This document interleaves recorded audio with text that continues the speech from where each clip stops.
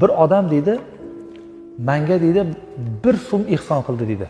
Tasavvur qiling. Ba'zi mana shu zamonamizda bitta domlaga olib kelib turib 100 so'm ihson qiling, masalan.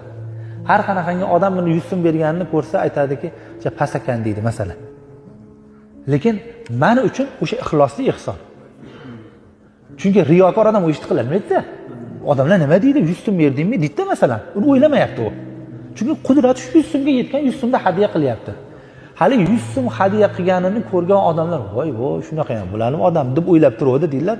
U odamning ixlosi undan ham so'raganda, "Taqsir shuni 70 so'mini olib qolib 30 so'mini qaytarib bersinlar"dirmish.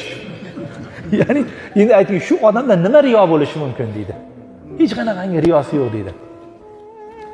Shu ixlos haqida gapirganda aytadilarki, bir shayxning oldiga bir muridi kelar ekan. Muridlari hammasi, bittasi Eshonboga qo'y yetalab kelgan, bittasi mol yetalab kelgan.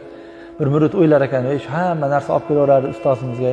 Men hech narsa olib kela olmayman deb yo'lda shu qishloqdan kelguncha yo'l-yo'lakay cho'plarni yig'ishtirib kelibdi. Kelib turib keyin bir kelguncha bir bog' bo'lib qolibdi-da endi. Bir bog'lan bo'libdi-da. Eshonbosiga olib kelibdi, "Hazrat" debdi. "Hech yo'qda tahoratga suv isib qoladi" debdi.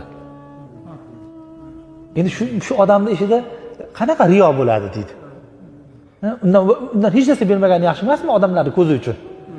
Ozginagina boylamni olib kelib turib shunga tahoratni bir obdastasi bo'lsa isib qoladi desa, Eshonboy ham o'sha ixlosiga baho berayotganini qarang.